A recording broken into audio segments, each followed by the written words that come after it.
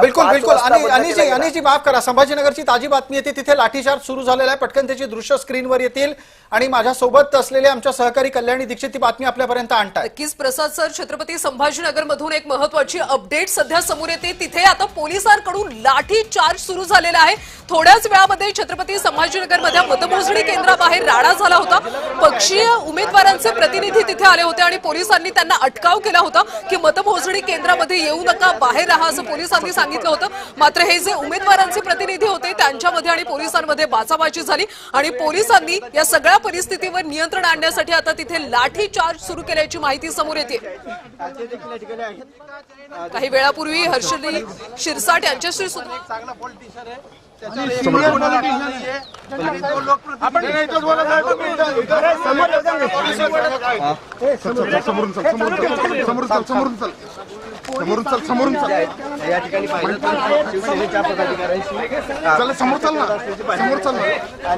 दृश्य आपण पाहतोय.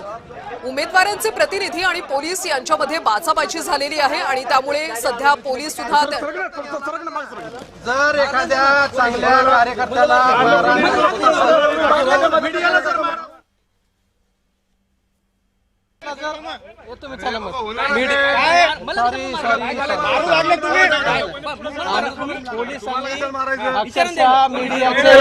मीडियाचे सुद्धा कॅमेरे खाली दाबले, म्हणजे तुम्हाला सुद्धा ब्रॉडकास्ट करण्यापासून वाचवलं, थांबवलं. जर मला गोष्ट सांगा, जर त्यांची चुकी नसती तर मीडियाला का थांबवलं त्यांनी?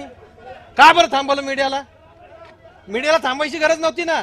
आणि अशा पद्धतीनं मारहाण करणं की ज्याच्या गळ्यामध्ये आय कार्ड आहे, तो या शहराचा माजी महापौर आहे, त्याला निवडणुकीचे सगळे नियम माहिती आहे. आता या सगळ्या परिस्थितीत भूमिका काय तुमची? भूमिका 100% त्या एसीपीवर पळून गेला तो एसीपी. आता त्याच्यावर जर कारवाई झाली नाही तर या शहरामध्ये बंद पुकारणार. जोपर्यंत कारवाई होती तोपर्यंत शहर उघडणार. मंत्र्यांची मुलगी तिथं मतमोजणी केंद्राबाहेर बसून आहे आणि तुम्ही स्वतः या परिसरात 100% मतदान मोजणीपेक्षा आमचा कार्यकर्ता आम्हाला महत्वाचा आहे. मंत्री येणार आहेत?